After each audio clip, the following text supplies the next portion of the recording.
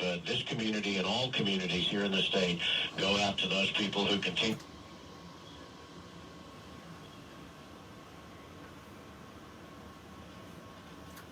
That was 20 years ago, Joe Palmer. You look the same as you did then. I don't know what happened. I don't think so. 20 years, it just can't be 20 years. Yeah. It just seems the memories are too vivid. You know, Right. the thoughts and the smells and the sights are still there.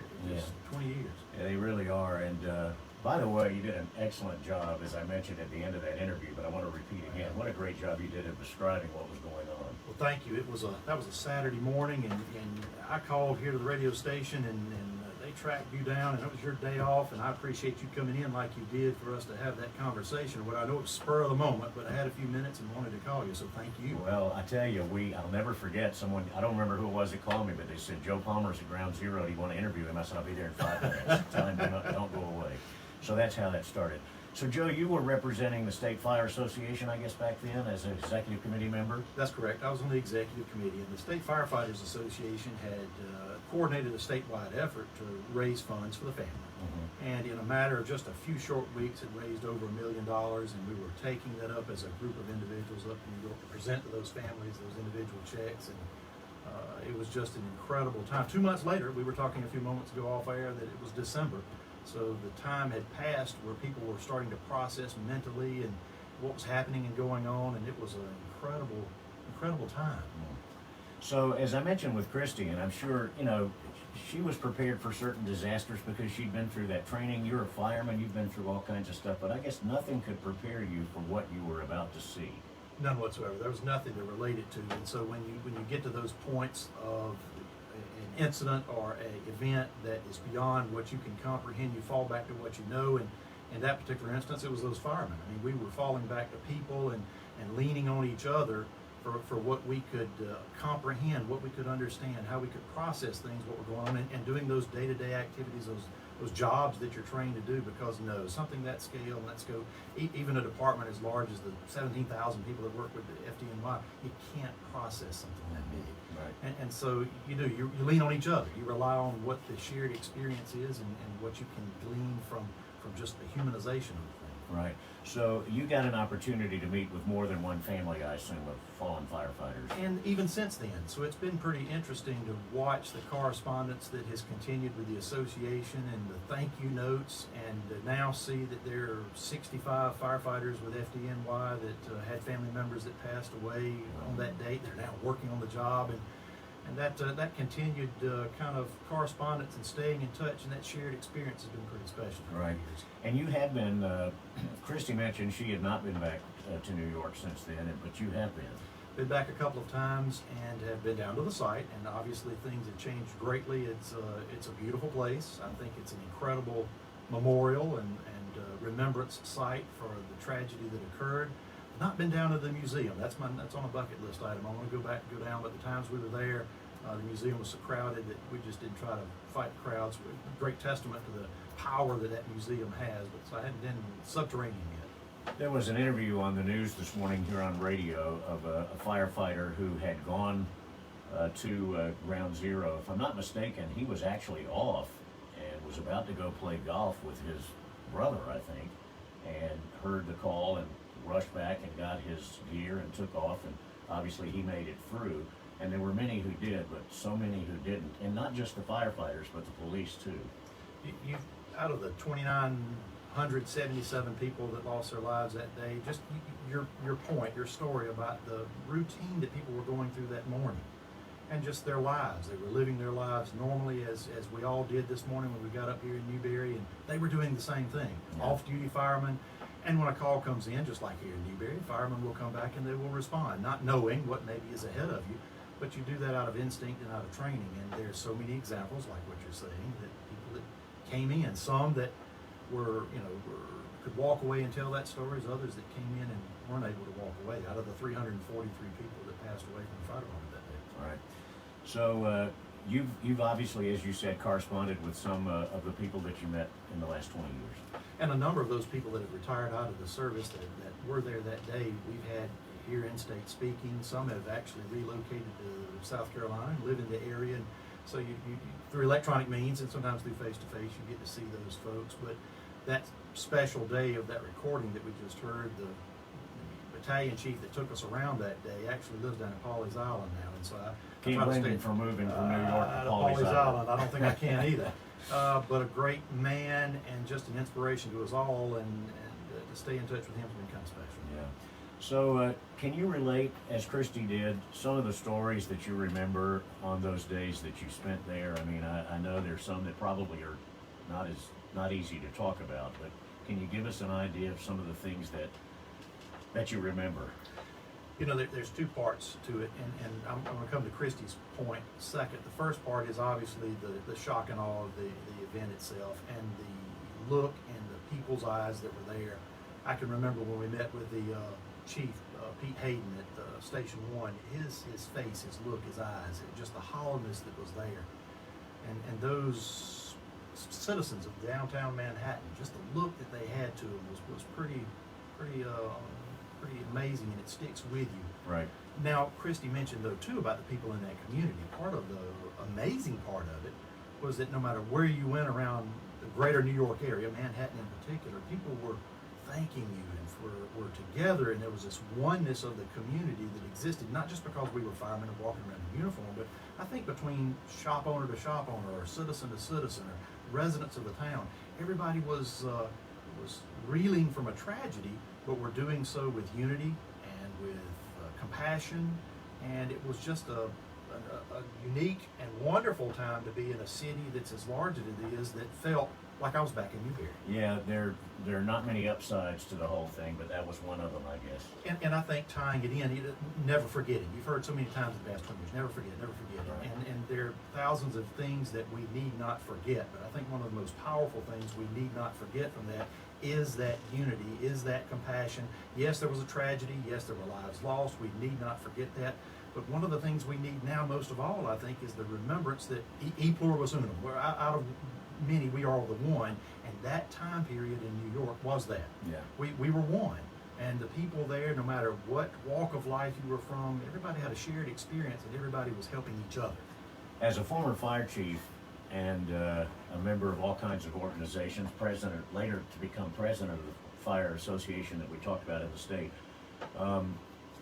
how did 9/11 change things for firefighters and, for that matter, for law enforcement?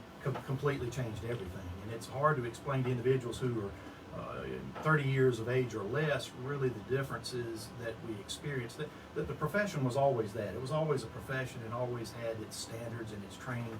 But what 9/11 did, and the sacrifices of that day, is it opened up everything for communities like Newberry to be able to prepare and participate and equip. And at a federal level, I think for the first time probably in my 35-year career, it began a focus on how do we prepare, how do we equip, how do we pre-plan for major events that probably we thought could never happen to us. Right. And that was true for even small communities as well as major metropolitan areas. And so Newberry itself sent many people to training events, sent them all across the country. We were able to get a lot of equipment through counterterrorism funds, Right. that brought things here for us to be able to be better prepared for it. And as we all go around these days wearing masks because of the COVID-19 situation, I mentioned to Christy, and you talked to me off the air, you never wore a mask when you were there. No. Of course, we found out later that some of those firefighters and policemen perhaps lost their lives later because of Yes, that. still continuing to have lingering effects of the long-term effects of the asbestos and the dust particles that were there. And I guess the singularity of focus of recovery at that point just really didn't cross your mind that, hey, I need to be worried about what I'm breathing in. Now, granted, I was only there for a short duration of time, but I can't imagine a worker who was there day in and day out for weeks on end, what they're experiencing now, mentally as well as physically. Yeah. There are so many people who are alive today who weren't then. Absolutely. The young lady in the control room with us right now, it was maybe one, I think she said. So, it's hard to believe 20 years has gone by, but what do you say to people who it was our Pearl Harbor, if you will. Our parents talk about Pearl Harbor, we talk about 9/11.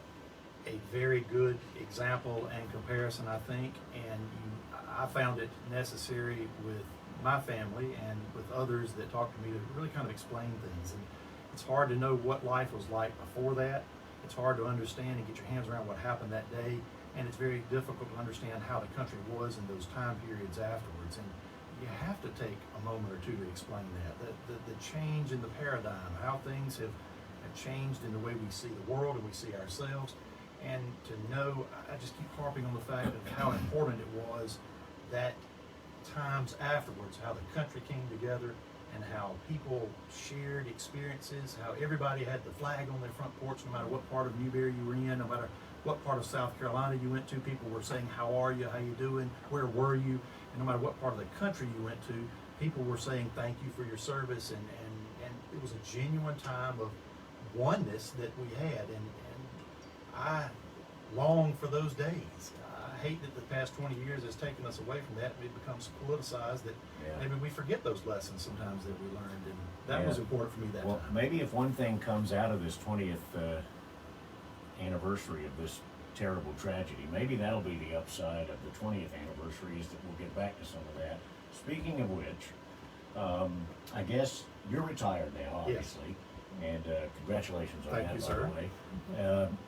But you know, fire departments and police departments they're fighting a different battle today than they were even back then. But then again, you've got to look now to see if that threat still exists. Yeah.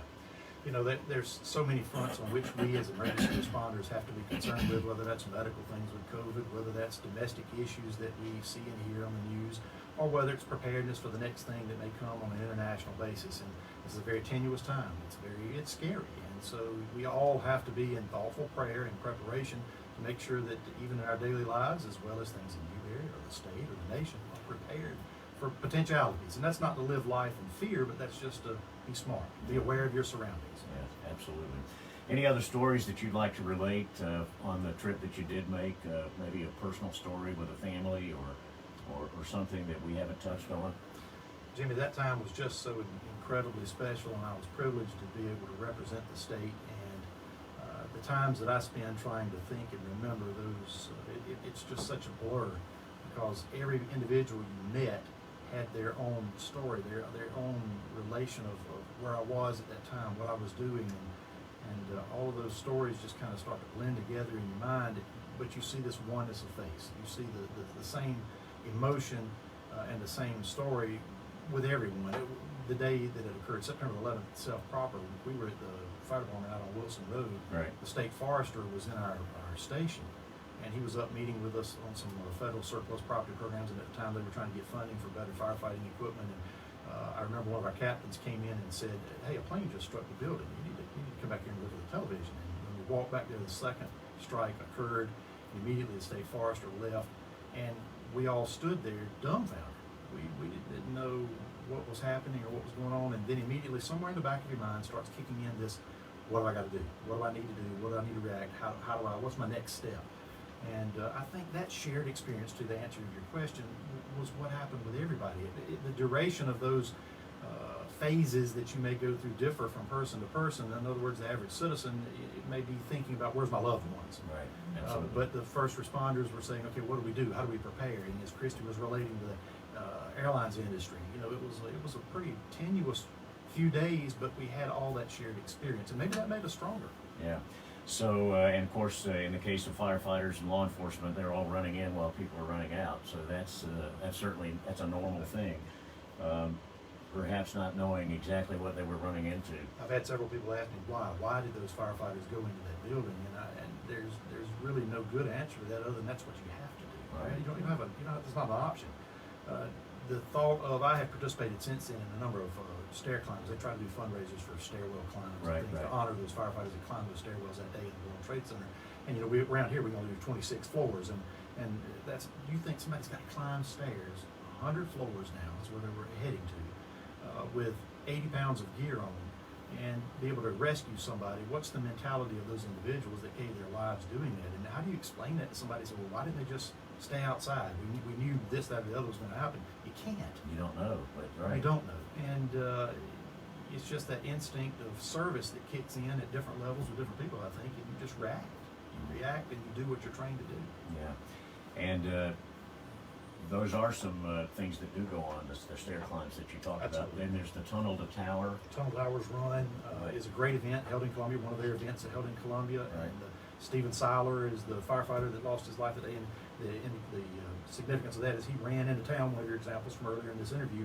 He ran through the tunnel into town, down to Lower Manhattan with his gear and lost his life, obviously, in doing so.